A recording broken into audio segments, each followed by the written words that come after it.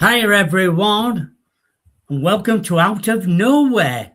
On this edition tonight, we're going to start talking about Loyd's book, new revised edition, Psychic Dreaming, dream working, reincarnation, out-of-body experience, and clairvoyance. So if anybody's got any questions, go in the chat room and put it in capitals, and then I'll relay it to Loyd.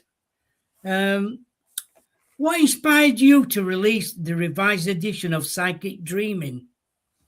Well, mainly it had been out of print for a number of years. The original edition came out in 1991. And working with Llewellyn Publishing, we decided that was a good book for me to revise and update a little bit and put out there again. So it really was about getting that out. They also released a revised copy of my Mind Over Matter book, but it's no longer in print. So I'm going to be working with Paranormal Daily News is going to be doing its own publishing arm, and we'll be doing that later this year. For listeners unaware with your work, how do you define psychic dreaming? Well, everybody dreams, whether you believe it or not. I hear people say, "Oh, I never dream." It's just they never remember their dreams. That's a big difference. But we have to dream. Human beings have to dream. It's a process of our brains, and it's when our brains are incredibly active, actually, during sleep, during that state of sleep. On occasion, we find that people have dreams that come true. Whether they're about the future, whether they seem to be about events that are going on in the world right then and there, maybe an out-of-body experience. And from a parapsychology perspective, one of the reasons why dreaming seems to be a fertile environment in us to be psychic is that when you're dreaming, there are no rules. All the rules of the world that we abide by, even unconsciously, how things work when we're awake, they're out the window. So there are very specific kinds of dreams that happen, and there's been research, quite a bit of research, back as far as the early 1970s on things like dream telepathy. So it's a great state of consciousness for people to be psychic. Unfortunately, people don't always remember those dreams.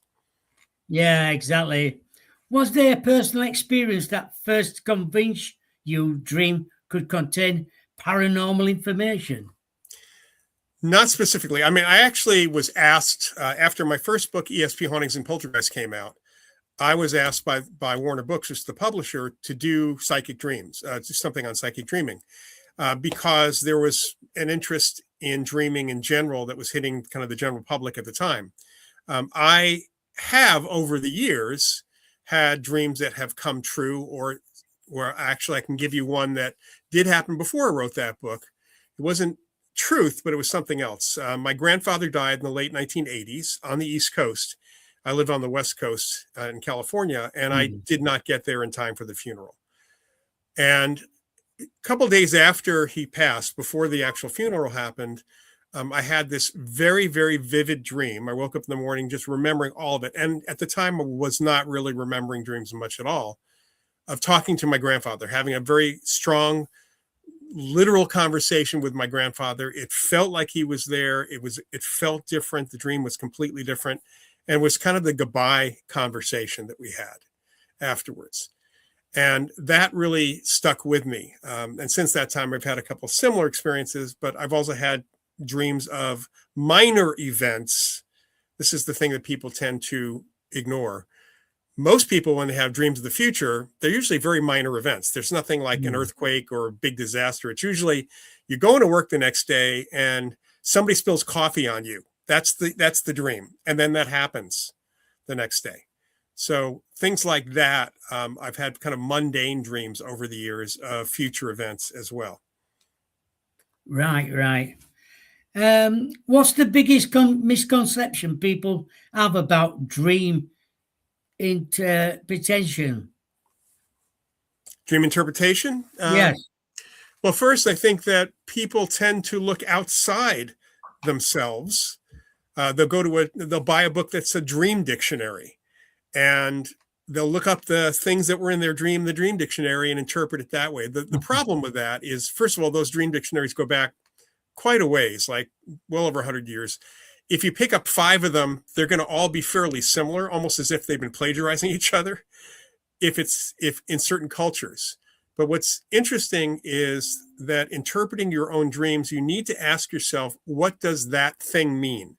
So, for example, if I have a dream and I'm eating artichokes in the dream, and I look up artichokes in a dream dictionary, I'm going to get one interpretation. Yeah. But the fact is, I really love artichokes. That's why I was eating artichokes in the dream. It had nothing to do with symbolic anything. It was actually a literal thing. And that's the problem. People sometimes look outside themselves to other people's interpretations, and it's fine to discuss things. But as dream expert Gail Delaney years ago started writing about her method, which was to have people in a dream group describe the items in the dream without naming them. What do they look like? That kind of thing. Mm. And then you can ask yourself, well, if you were from Mars and you'd never seen this long, tubular, slightly curved yellow thing before, and you didn't know what it was for, what kind of questions would you ask about that? And that, might eventually get you to a banana, or it might get you to something else, to represent something else. But it is really about, what are the symbols for yourself? You have to have your own dream dictionary.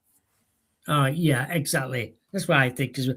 How can someone begin developing better dream recall? So that, interestingly enough, I'll tell you first that when I started writing this book, that book originally, and even when I was doing the revision, I suddenly started having really good dream recall in the morning. I started remembering a lot of my dreams. And the first time around, the day I turned in the manuscript, that stopped. Part of dream recall is intention, and even telling yourself before you go to sleep, I want to remember my dreams, or at least the ones that right before I wake up. And then the other part of it is really reinforcing by either keeping a written dream journal. So when you first wake up, to either write down that dream you're now remembering, because it's going to go away in a few minutes, or pick up your phone or some other audio recorder. Almost every smartphone now you can get an audio app for that, and speak into it. Just record, I dreamt about X, Y, and Z. And what'll happen then is you'll start remembering dreams without having to tell yourself as you go to sleep. But reinforcing and going back over those dreams really helps you recall dreams even more. Right. Do reoccurring dreams often carry psychic significance? Some reoccurring dreams, people will sometimes have repetitive dreams for quite some time, and they can either be psychological, like your unconscious is trying to tell you something, or they can be psychic. There was a man named David Booth back in the late 1970s. He was a computer salesman, and he had recurring dreams of a jumbo jet crashing at O'Hare Airport. And he went to the trouble. He was not psychic as far as he knew. He just didn't know what these meant. But the dreams were so emotionally impactful for him, because he saw everybody die in that dream, that he actually called the Federal Aviation Administration, the FAA. And through a friend of my dad's, who was an NBC news correspondent, because my father worked for NBC for quite some time, I was able to talk to someone at the FAA. In fact, it was a person who spoke to David Booth. Oh, And right. normally they would basically have said, yeah, you're having a dream about a plane crash, fine, no big deal. But Booth was able to describe certain things about what was wrong with the aircraft. And when they checked, he had no background in avionics or mechanics of an aircraft. And he was accurately describing something deep inside the avionics, the mechanics of that aircraft. They took him seriously. And unfortunately, the reason why they couldn't do anything about it was, first, that issue, it was one that if they knew which aircraft it was, they would have pulled that one out of service. But It would take 24 hours to fix it and put it back into service. So they did not know the airline or the date. And O'Hare Airport in Chicago has always been one of the busiest airports in the United States. Lots of jumbo jets coming in and out. He knew approximately what time of day and what the weather was like, but that didn't help them. If they even had a few days, like it's going to happen the next 3 days, there would have been something that went out to the airlines to look for a problem. It happened. The crash actually happened. Oh my So, and God. that was in fact the problem with it. Now, the thing about this, which is really kind of scary when you think about it, is if he had done that today, the FBI would have been all over him. Oh, yes. You know, he would have been like the target of severe investigation, especially after the event happened, to make sure that he wasn't responsible for it. Mm. So fortunately, he did talk to somebody at the FAA who didn't think he was crazy because of what his descriptive information. Right, there's a question from Dragonborn here. I thought people dreamed in REM sleep. However, some chronic illness means you never reach that. So do they dream? Well, that's a really good question. You know, most of the time, dreaming does happen in REM sleep. There are other things, that impressions that come through in other states. You know, kids and sometimes adults have night terrors, which happen in very deep delta sleep, more emotional type things. I don't know offhand of any studies about chronic illnesses that prevent REM sleep. Obviously, if somebody has insomnia and they never get to that state, they won't dream. But I don't know of any research specifically in that area. Right. Get rid of that. What techniques do you recommend for distinguishing tuition from imagination in a dream? Well, you know, first, intuition is not psychic. So, although a lot of psychics like to use that term because it sounds good. So, intuition is something that actually is working in a dream. And to distinguish that from imagination, given that dreams often have metaphor, they have symbols, it's tough. Intuition comes from information that's in our heads, whether we know it or not. I mean, adults are exposed to enormous amounts of information, even if you're not aware of it. Even in a restaurant where people are talking around you, all that's going into your head. So it may be there. And intuition is often about different things that are in your head creatively coming together, giving you that aha moment. Psychically, you'd have to get information you couldn't possibly know. And that's really where it boils down to imagination versus intuition and being psychic. That the information, that what's happening is actually some information you could not possibly have known, that sometimes you can't verify. Also important, the difference between a psychic dream, from what people tell us in general, is that psychic dreams, and this is what I usually hear, it felt different than any other dream. It was realer than real. I mean, you actually get a quality. It's almost like most dreams are HD and psychic dreams are 4K. They're, you know, much better quality for streaming. Right. But, you know, the one thing I'll say is that sometimes psychic information comes into dreams that are also imaginative. So it's not always that they're literal. Okay. This is from Rick Allen. What biological organs power the psychic? Is it the heart or maybe the brain? Well, this comes to the question of consciousness, because psychic ability or psychic experiences come from consciousness, and there's not been any tie down to specific parts of the brain except for how brain activity affects being psychic. So we do see different brain states. For example, when people are being psychic, we do research in our field with mediums, and when they're communicating with spirits versus when they're just having a conversation, there's different brain activity, but it's not tied to a specific organ other than perhaps the brain. It's only been recently that science has determined that there's nerve ganglia on the heart. I mean, our neuronal system, our system of neurons, the nerves that bring us the brain, it's not just the brain, it's also the gut. The largest collection of nerve ganglia outside the brain are in the gut. And then there's also the heart now. So it seems to be a 3-part system for thinking, for emotions, for all of that. But we have not tied psychic experiences or psychic performance directly to any organ at all, other than, again, how things affect being psychic. So the pineal gland, which was known as the third eye in many traditions, is affected by the Earth's magnetic field and shifts in that. And we have some research that shows that the Earth shifting excuse me, Is that right? magnetic fields of the local Earth's geomagnetic field causes people to be more or less psychic. And that does affect the pineal gland. So there seems to be a relationship there. It regulates serotonin and melatonin in the body, but that doesn't mean that that's the psychic organ. It just means that that's allowing for certain things to happen. Are nightmares ever spiritual or psychological meaningfully? I think nightmares are meaningful psychologically. Yeah. They express our fears. Of course, a nightmare also could be that somebody really likes horror films. So there's sometimes themes in dreams have no deep psychological meaning. They just represent day residue, or they represent something you like. I have a lot of sci-fi dreams and occasional comic book dreams, and I even had dreams about Star Trek because I'm a Star Trek geek. So yeah. I'll just see if there's all else in there. Right. Fair play, Roy. You're going to witness.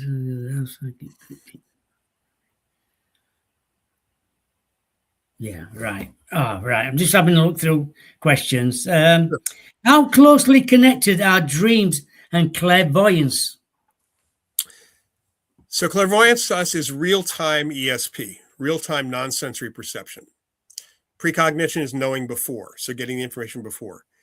There is a tie, definitely, to psychic perception to ESP in general. The biggest issue for determining if a dream was clairvoyant, like real time, or a dream was precognitive, is timing. Unless you woke up from that dream and wrote down the time, and then you find out that the event happened at that time, we can't tell whether the dream was precognitive or not, or clairvoyant or not. You can certainly tell if it's precognitive, because if the event happens after you have the dream, then that by nature of definition is precognitive. But at the same time, even around the same time, is very difficult. Plus, in parapsychology these days, there are some in the field that believe that there's really not much real-time ESP, not much clairvoyance so much, because think about having a dream in the middle of the night. So I dream about some event, a big fire that happened in San Francisco. And I woke up and I wrote the time down, and I find out the fire was going around that same time. How I found out was I turned on the TV set and I'm watching the news and it's showing the fire and the time. So was my dream about the event, or is my dream about watching the news report, which would be precognitive? And we don't really know. I mean, this is the thing, that a lot of times when you have a gut feeling or have something happen right now, if you're getting feedback about it later, maybe you had information coming from the feedback, not from the actual event. So it's a brain teaser for us in a lot of circumstances. Rick's on about, do animals have psychic abilities? It does seem that way. We certainly see not experiences so much, but there's a phenomenon with pets, dogs and cats, which has been documented in a lot of different ways called we call it psi trailing. Psi is the 23rd letter of the Greek alphabet. That's what you use for psychic. Yeah. And in psi trailing, typically what happens is a family has a dog and the dog is running around outside and they can't find the dog or the cat. And they really have to hit the road to move to their new place, a couple 100 miles, 1,000 miles away. And really sadly, they have to leave the pet behind. They tell neighbors to look for the pet, all that. So weeks later, they're living in a completely different state. They're 800 miles away. The family had never been there before. Only the father had actually had looked at that house. And suddenly the dog shows up. How did the dog find them? Exactly. Yeah, it's not like, and I've heard some really funny things. People say, well, the dog will sniff out the trail. So they were on the road. That means the dog was on the highway trying to follow their car. I said, that's more unrealistic than surviving that than actually being psychic and finding the family. It's amazing, isn't it, when stories like that appear? And they do. Yeah, dogs and cats. I read about a cat. Yeah, managed that's right. to find the owners. Right, that's right. Yeah, and the skeptics will always say, well, maybe it was a cat that looked like their cat, but it wasn't their cat. As a cat owner, I know my cats and they know Yeah, I me. think, yeah, I would too. I Yeah. would. If I had a cat, I'd know if it was the same cat. Yeah, Definitely. absolutely. Yeah. Because cats, unlike what most people who are dog owners sometimes think cats are just very aloof, but cats all have their own individual behavior, personalities like dogs do. Yeah, there's you might find this interesting. This is from Rebecca. I dreamt the other night that whatever I went there was something shouting, "There's a big spider in there." And when I opened my bedroom door in the morning, there was a big spider right in front of me.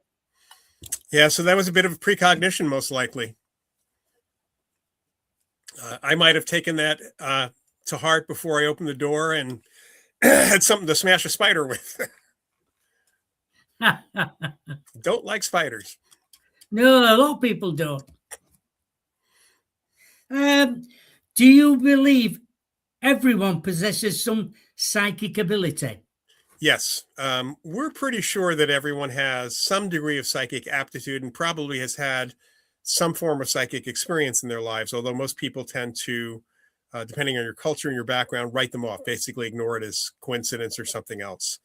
Kids are much more psychic than adults because they haven't been taught or learned to not be psychic. Usually, as in most Western societies, when people are growing, unless they're in a family that believes in this stuff and encourages it, the kids will be told, you can't possibly know what Uncle Harry's thinking. You can't possibly know what's going to happen tomorrow. And then they go to school and the education system says, no, none of this is real. So it's unfortunately tamped down. And that's not just with being psychic. That can be, our environment, our educational system can put people down in general, kids down, so that they don't believe that they're smart enough or can do certain things. But everybody has some degree of psychic ability. It's just that not everybody has the same psychic abilities or aptitudes for them. They can't be good at everything, but there is an aptitude that we can, once we figure out what we can be good at, we can increase, kind of become more psychic for sure. Yeah, I agree with you there. This is from Rick Allen. Thanks for that, Lloyd. Witnesses claim that during cryptic encounters, these beings display psychic abilities, and all that cryptics have these traits, which means they are genetically engineered. Well, we don't deal with cryptids at all in our field because we need to be actually have something to study, and none of the cryptid experiences seem to connect to what we've been doing, what we've looked at for human experiences in general. I would say, however, that if there is a cryptid that has psychic abilities, that may, because animals, but not all people are psychic to a great degree, but perhaps certain animals are that we haven't really encountered. So, Yeah. What practices help strengthen clairvoyance, perception, safety? so one of the things about being psychic, this was told to me years ago by a psychic I worked with, who was a research participant at the American Society for Psychical Research back in the 80s, when my first job in parapsychology. Alex Tanis, I asked him that question, how do we become more psychic? How do we turn this up? And he said, well, first, notice you already are. In other words, you already are psychic. And then he gave me an exercise, which I teach all my students. I do teach a course in psychic development for the Rhine Research Center. So it's a very simple exercise. And frankly, for those people who don't think they want to meditate or don't like meditation, this will work. Just like meditation. I do it myself. And that is, put aside 10 to 15 minutes. That's all you need. And do it every day for a couple of weeks. And then eventually you can do it like once a week or something like that to reinforce. Be someplace that has stuff. Now you can see a lot of stuff behind me right now. So my home office has tons of stuff. Don't want to be in a white room. That's not a good thing. So spend a couple of minutes in part of the room and consciously look. So for me, I would look at every book on a certain number of shelves and every toy I have on that shelf. I would notice whatever I could. And then I switch to hearing. And then I listen carefully. You don't want to be in a totally quiet place. I can occasionally hear cars outside. We have a highway not too far away. I'll sometimes hear road noise like a truck. I'll listen for other things. So spend with your hearing. Have some things to smell, get some essential oil or spices and practice smelling and identifying them. Then try little bits of food for your sense of taste. And then always, definitely, more important than taste and smell in some respects is touch, what we feel. And people tend to forget that touch is more than this. Our skin is our biggest sensory organ.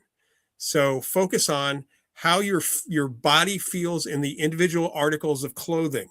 How do your feet feel in your shoes? How does do you feel the watch on your wrist if you're wearing a smartwatch or something else? Feel the glasses on your face. And by doing all this, you're going to notice within a couple of weeks, most people report, number one, it is good from a meditative perspective. It does sharpen your senses, by the way. So it helps your senses and memory. And you might notice there's extra stuff. So suddenly a visual thing pops in your head. It's like, wait a minute, I'm not looking at that. That's not here in the room. I'm hearing a voice or something else. That's not a physical sound. So that increases noticing those things, increases the ability to be psychic, to be clairvoyant, to pick those things up. And then it's about practice. And there are a bunch of things you can do to practice. Yeah, Rebecca's just saying in the chat room, that's the method for managing anxiety in the moment too. I've heard that. Yeah. Yeah. It's a technique apparently that some memory folks came up with in the 1960s. There were people in the 60s doing these super memory seminars, big workshops. And this was one of the things they taught people to help sharpen their memory. And it seems to work for a lot of other things too. Yeah, I'm sure it does. It will help them with their anxiety. Some people can't just relax. They get irritable. They can't breathe. They just want to go out in the fresh air because they can't be on their own. And things like that would help. Oh, absolutely. Absolutely. What role does emotional state play in psychic experience? Well, first of all, if people are having experiences with each other, like a telepathic experience, and there are telepathic dreams. I mean, sometimes we have this thing called mutual dreaming, where two people who know each other really well have the same dream at the same time. Emotion is important for connection. If you're going to connect with another person, your emotional connections are what really help you connect. So someone who doesn't know someone else and tries to do telepathy with them, it's not that easy. It doesn't really work very well. It's that emotional connection. Certain emotional states for an individual, may be the state that they need to be in to be more psychic. Certain types of psychic abilities, like psychokinesis, mind over matter, and our poltergeist cases where it's all physical, relate very often to stress, and that can be manifested. It's usually repressed stress, so it's actually the opposite of expressing the emotion.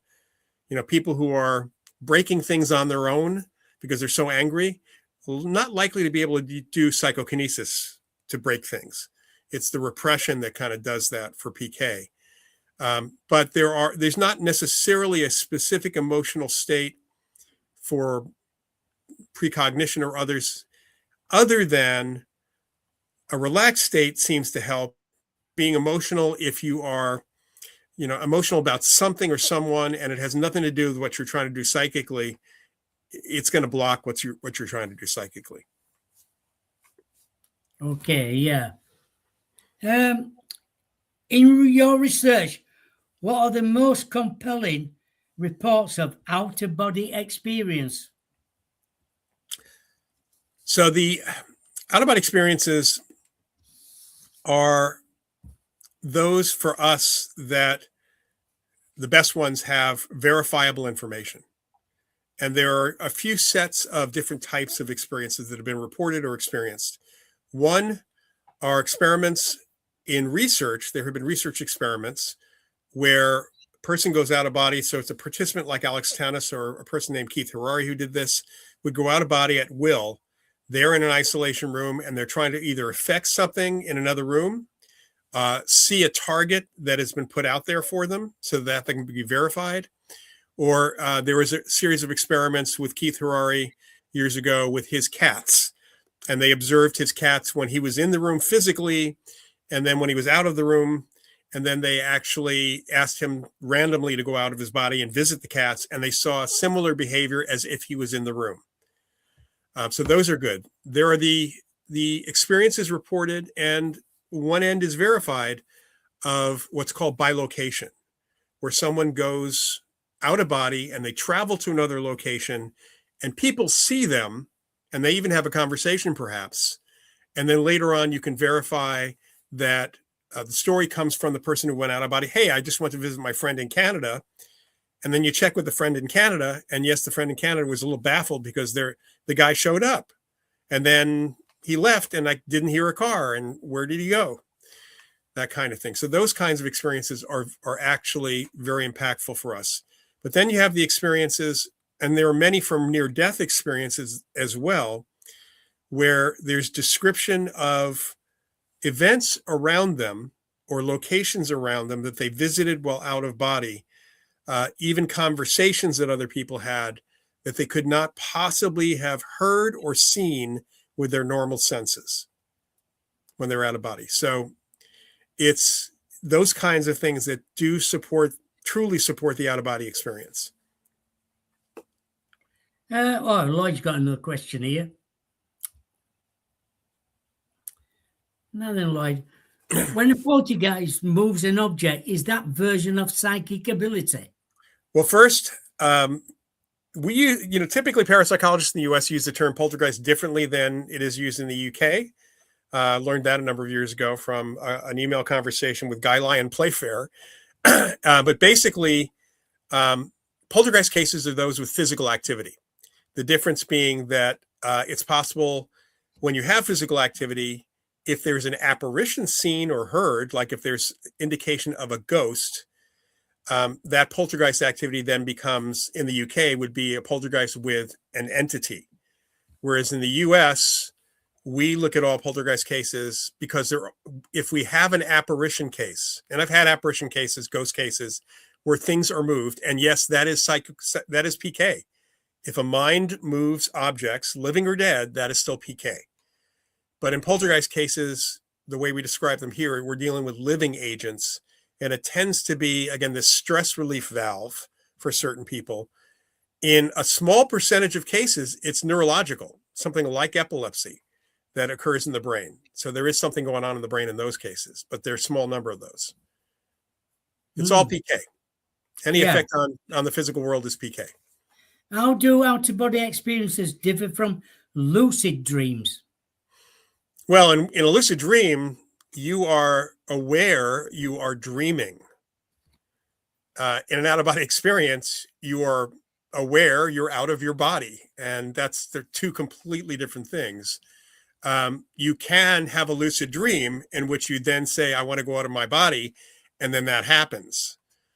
People do have out-of-body experiences when they are dreaming or when they're asleep. Usually it's in the sleep as you're waking up is when a lot of them happen. But lucid dreaming is all about being aware, becoming aware in the dream that you are dreaming. And then if you think about it, and not everybody does who has a lucid dream, you can control the environment. The lucid dreamer is capable of being the god of the dream world at that point. And even folks who've done research on this have suggested that, and therapists and people this is a great time to do dream interpretation. If you're aware you're dreaming, ask the rock in front of you what it means. Ask the monster what it means. You can actually ask these things what they actually mean to you, because it's your mind that is creating that dream world. You will get an answer. It doesn't happen with out-of-body experiences. No, right, yeah. Do you think out-of-body experiences suggest consciousness can exist independently of the brain? Yeah, so we have kind of a continuum of evidence of what we call survival of bodily death. Out-of-body experiences, which also do happen for a number of people in the near-death experience, are an indication that at least some part of your consciousness can exist outside of your body and bring information back or send information back. There is a difference between an out-of-body experience and a remote viewing session. And this is one of the biggest questions that comes up for people, because the question is, did you go out of your body, Or were you just remote viewing, and do you believe you went out of your body to see what you saw at that location? And the difference really for, if I was going to explain a good metaphor for this, is I can watch a soccer match, a football match on television live. I'm remote viewing when I'm watching it on television. I am not in the location. Yes. And there's a completely different sensation watching it on a TV set, getting that information, than if I went to the stadium and I was watching the soccer match in person. That's an out-of-body experience. So it really is that situation where in remote viewing, it's information coming to you. In out-of-body, you're going to the location to get the information. Right. And so out-of-body experiences do suggest and support the idea that part of us, our consciousness, can exist. There have been several people like Alex Tannis, Keith Harari, Ingo Swann, Robert Monroe, who have been able to go out of body, do verifiable stuff, but also while they're partly out of their body, they're also aware of their own body. And I know in Alex's case and Keith's case, they could narrate what their out-of-body presence was doing. So that suggests that consciousness was in two places at once. Very interesting.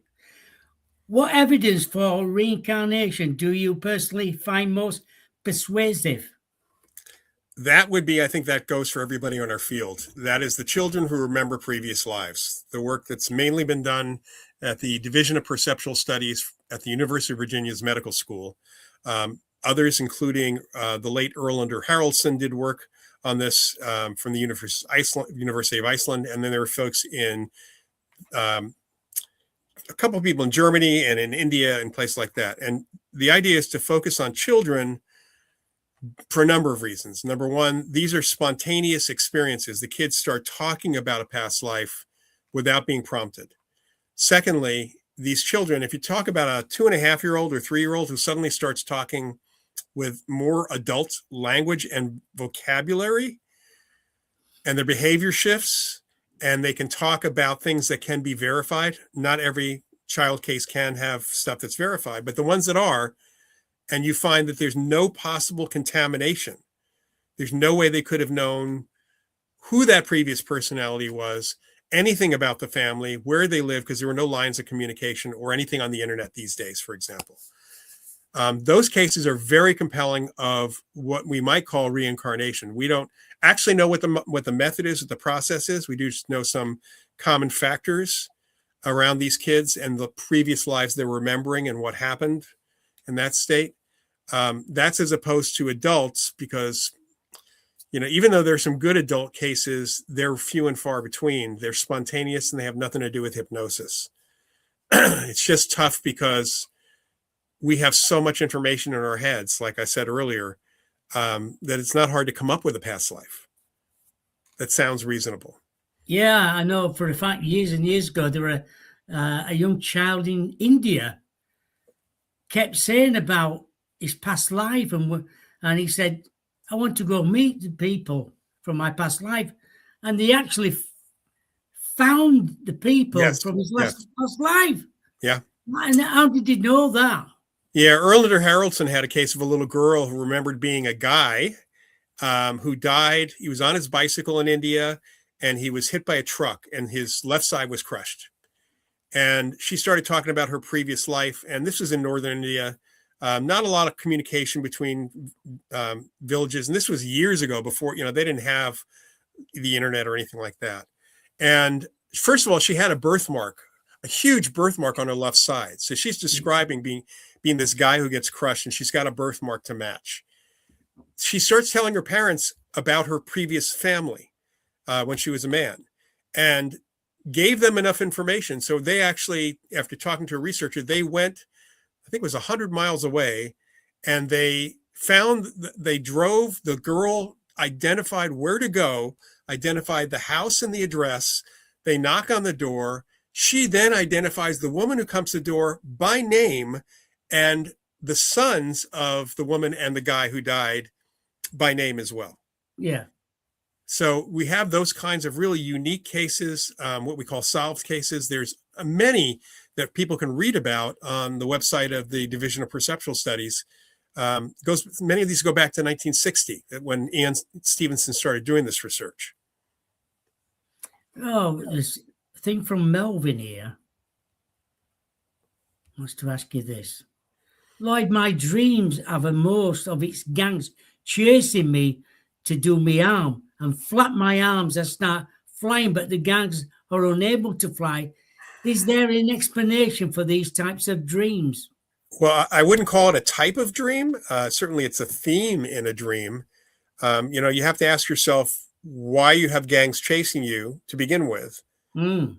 And the fact that in your dream, I would guess that in your dream, because you can fly and they cannot, is that you're giving yourself an escape route from whatever the gangs represent. Maybe they represent an actual gang. Maybe they represent people you think are after you. Maybe they represent something going on in your life from a negative perspective, somebody chasing you, which can be just a deadline can be chasing you and seem like a gang. Yeah, a letter or anything like that. Yeah.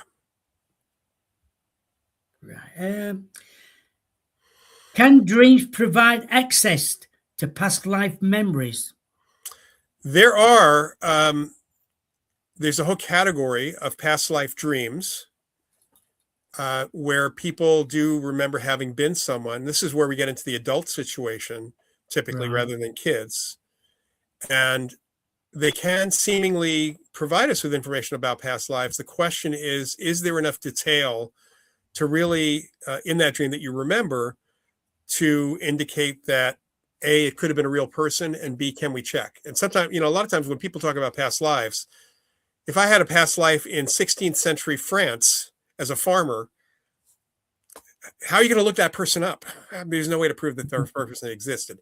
So a lot of it is like other psychic dreams. Did that past life dream did it feel to you incredibly different? Was it incredibly vivid?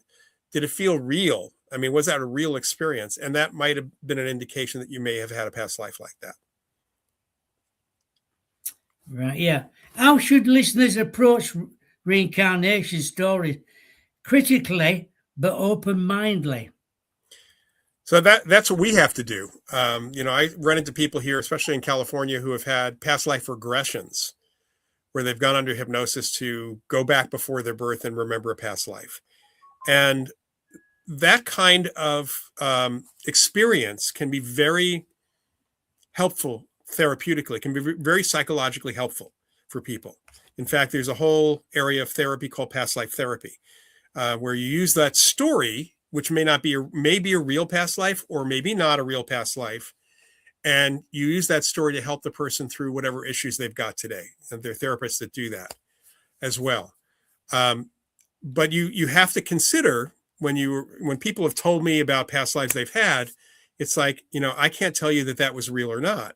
There's no way for us to go back in time and see if that person existed unless you had enough detail that we couldn't tie to anything. So, for example, a colleague of mine who does hypnosis, he makes his living as a hypnotherapist, mostly smoking, getting people to stop smoking or something else. Yeah. But he's also done past life regressions, and he's done thousands of them because people want them. And every once in a while, because when they're talking about their past life, he will ask them questions. All right, so you were a farmer in 16th century southern France. What did you eat for breakfast? Tell me about your day. Where'd you poop? You ask questions that would never have been in a movie and probably would never have been in a novel that you could possibly have read. Right. And he said that every once in a while, people had real details, and he would have to go to the UCLA, University of California history library, and look stuff up. And he would find, oh, well, this person probably had this past life. This is all really accurate. So that's kind of a way to approach that, the adult thing. With kids, if kids start talking about past lives, I would not at all tell parents to ignore that. Even if it doesn't fit their religion, they should start asking questions. Eventually, the child is going to normally is going to forget and just be a normal kid. But you don't want to suddenly suppress that because that can cause other issues for the kids. I'm sure it can do as well. Yeah. Why do you think paranormal experiences remain so universal across cultures? Because they're real. It's the fact is that various cultures have different ideas of how psychic or paranormal events or experiences fit the culture. There are some cultures that say a particular experience is not possible, even though people have the experience, and that's because of their cultural beliefs, religious beliefs, whatever. And then there's another culture that says, well, that one's possible, but this one's not. And they end up supporting certain types of experiences that come out. But the reality is that being human means being psychic. And so these experiences are universal. They happen to people all over the world because it's part of our nature. Yeah. Are we entering a period where consciousness studies are becoming more accepted? Yes. I would say in the last 20 years, and there were people before that, but there are more folks in pretty much every field of science that are looking at the question of consciousness. David Chalmers, a philosopher, said basically it's the hard question of science, and it is, because every discipline looking at human beings, whether it's behaviorally, psychologically, culturally, or physically, and that includes physics and biology and neuroscience and all of that, it's a mystery. There's the idea that we dream at all, having a dream, there's no explanation for that. I mean, we don't have a good explanation of how the brain can do that and how we can remember that. There's so much we don't understand, but part of that, as many people have pointed out, and one of the reasons it's the hard question of science, is we as conscious beings study the universe, the world around us, the physical world, everything else, behavior, everything else. We're also trying to study consciousness, which is us. So consciousness is trying to figure out what consciousness is, which is a bit of a problem because consciousness is subjective.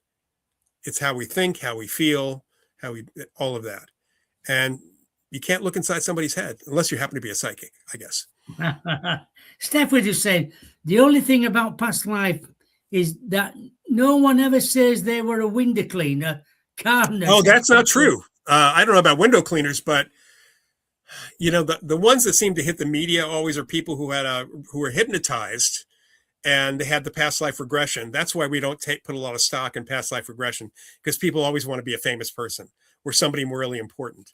But in these kid cases, in the spontaneous cases, those people are, the past life they had, they're definitely not somebody famous. You don't have any of those coming out. So all the research with these kids, you don't end up with someone who is remembering a famous person's past life. In past life regression, all bets are off because you are coming up, your unconscious is coming up with this story of a past life that is going to represent something in you, and you may want to be somebody important or an alien or something else for that matter. Right. What kind of psychic phenomena deserves more serious scientific investigation? Well, all of it deserves more serious scientific investigation because parapsychology, psychical research is a small field. Thankfully, because there's more interest in consciousness, more and more people are starting to look at what we have in our world that fits our field, and all the stuff we're studying relates to consciousness, completely relates to consciousness. So that's important. But beside the fact that there's so little funding generally for research in any of these phenomena for parapsychologists, psychical researchers, so that needs to expand. I'd say that the children who remember previous lives, that phenomena alone, whether you call it reincarnation or something else, absolutely deserves more study and should have been not ignored, even by, it's ignored by psychologists. It's ignored by everybody outside of our field, and people are just interested in it.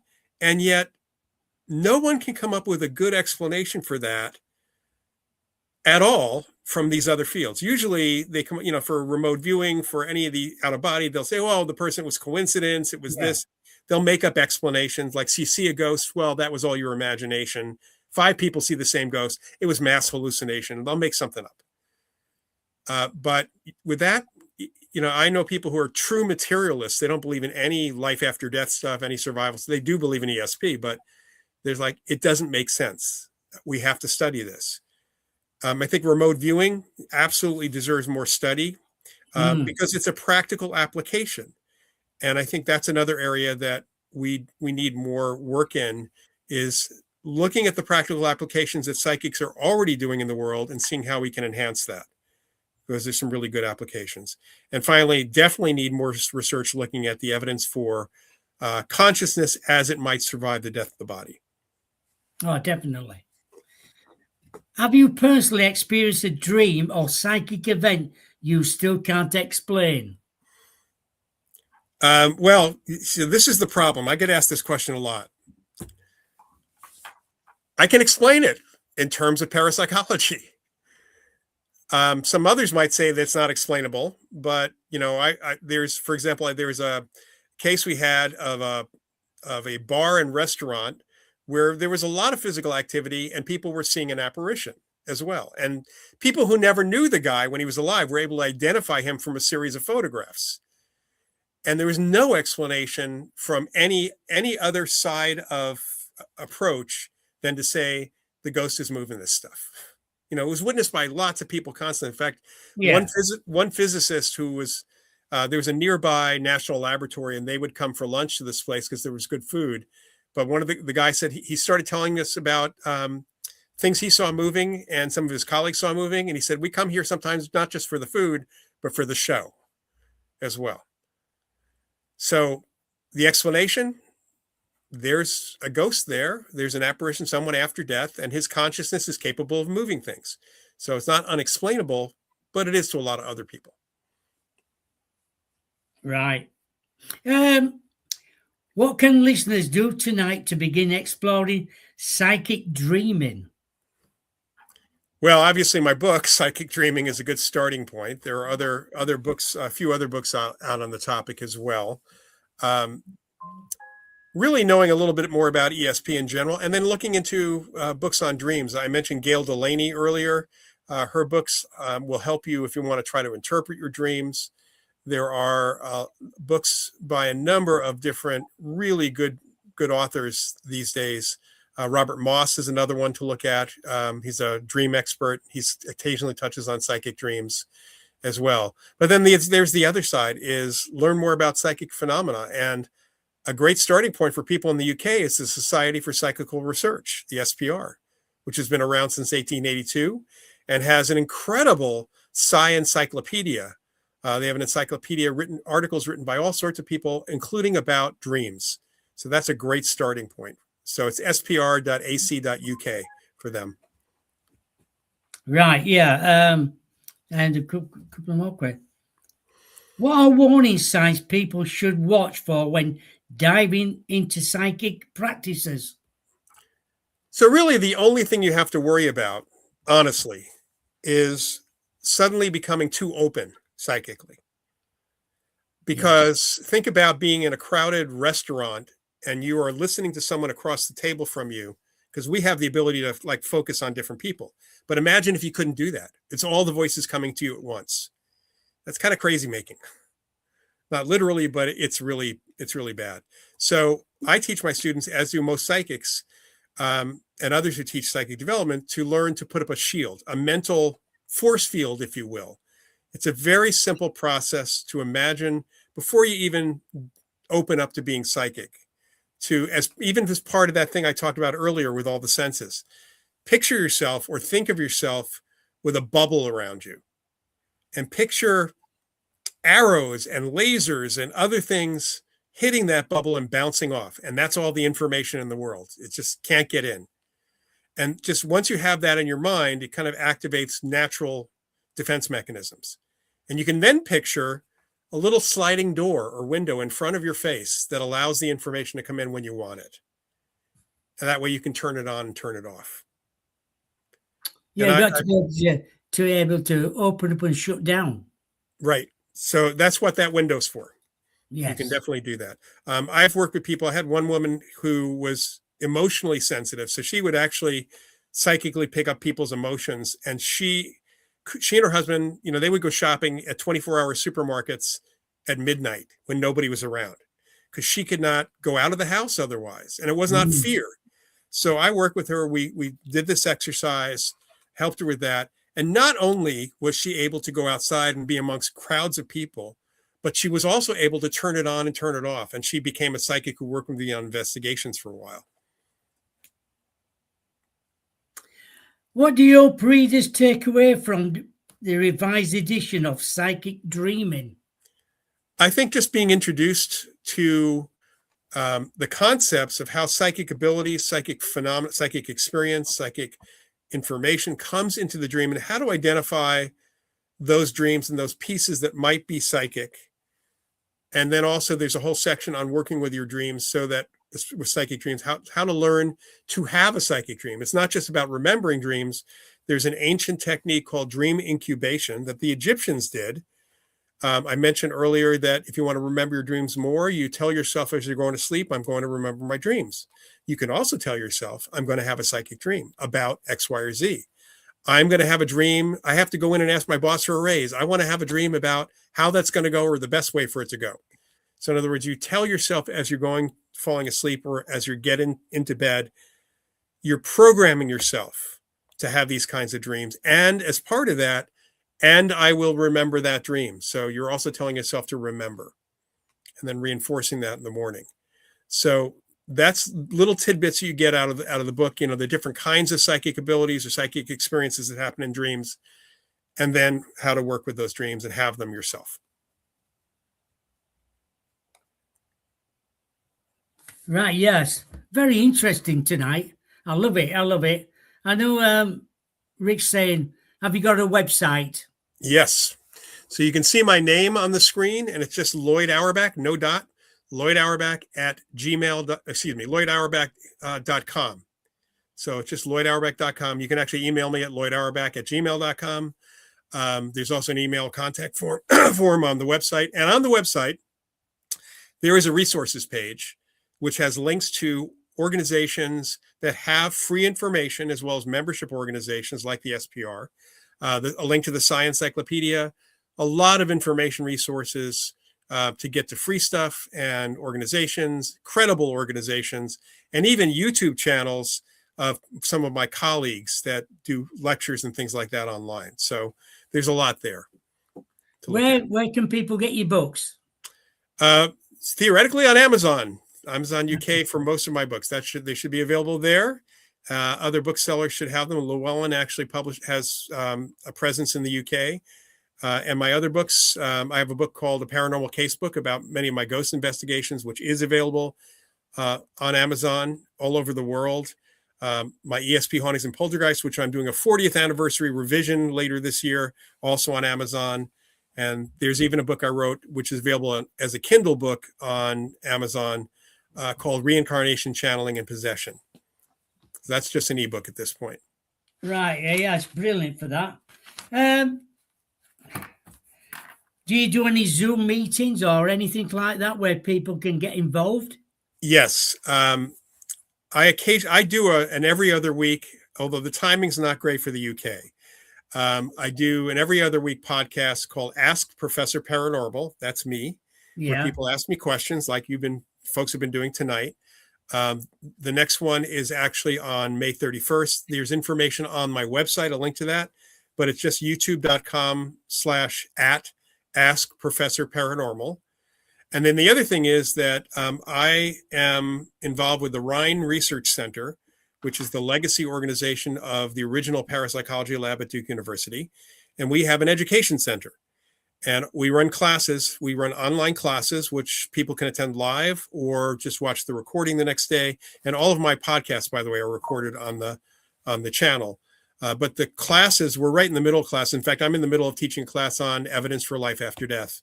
And I'll be doing a session on reincarnation coming up soon.